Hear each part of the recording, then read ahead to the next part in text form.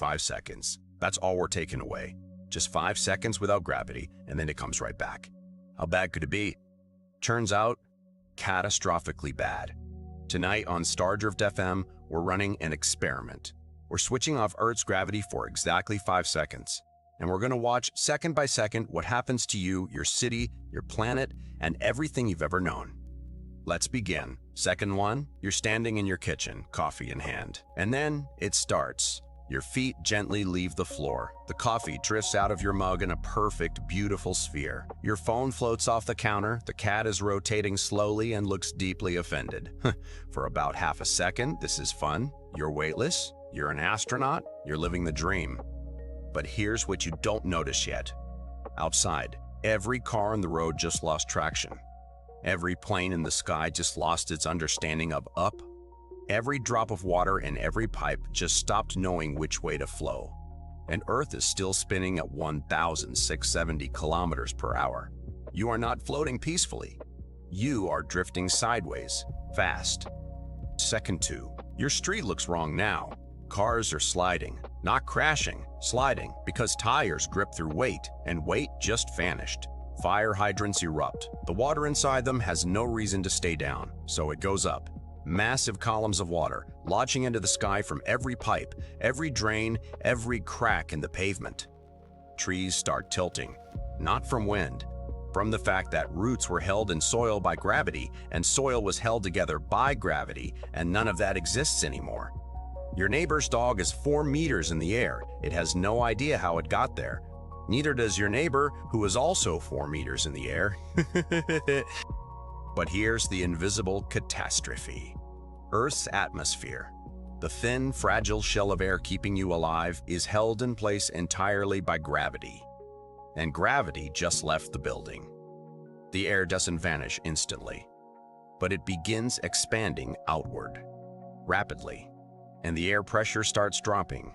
You don't feel it yet, but you will. Second three. This is where it stops being funny. The pressure drop hits your ears first.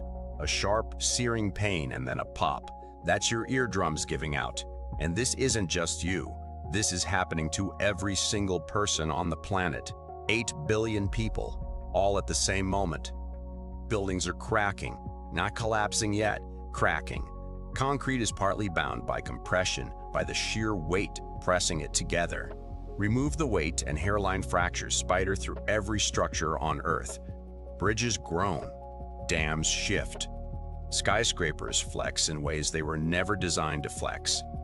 The atmosphere is visibly thinning now. If you could see it from space, you'd watch a faint haze pulling away from the surface, like steam lifting off a cooling planet. And here's the thing nobody thinks about. When air pressure drops, water boils at a lower temperature. Your body is 60% water at 37 degrees, and the boiling point is falling fast.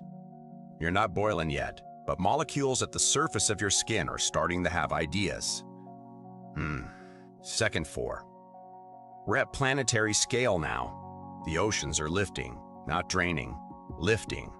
Billions of tons of seawater no longer held in basins, rising in enormous undulating sheets. Coastlines that existed for millions of years are dissolving in real time. From orbit, Earth looks wrong. The atmosphere is streaming into space, a blue haze spreading outward where it should be pressed tightly against the surface.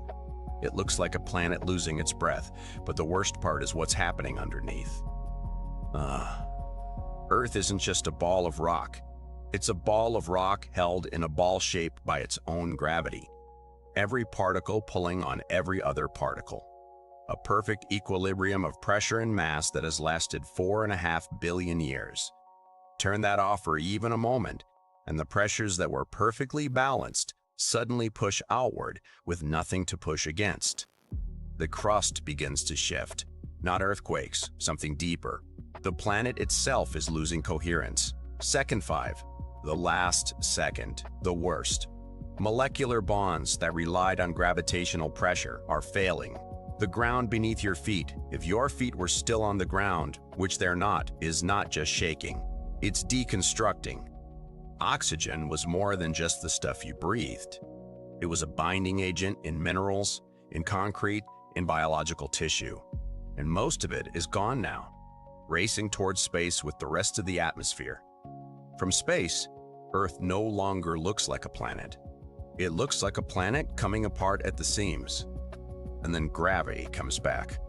One moment of silence, one heartbeat of stillness. And then everything that rose falls. Every ocean that lifted crashes down. Walls of water taller than anything ever built by humans slam into whatever is left of the coastlines. Every building that cracked now buckles under the sudden return of its own weight. Every car, every tree, every person who floated, yanked back down. The atmosphere rushes back, but not all of it.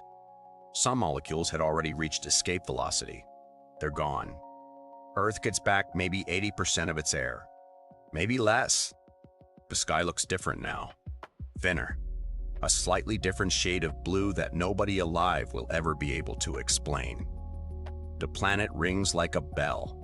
Seismic waves ripple through the interior, bouncing off the core, reshaping the surface.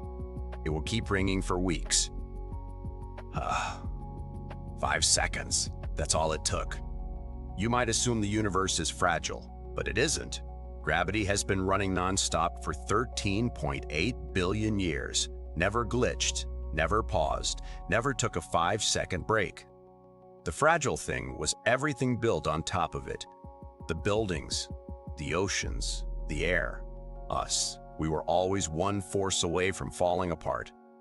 We just never noticed because gravity never once forgot to show up until tonight. This has been Stardrift FM. Keep drifting, but maybe keep your feet on the ground.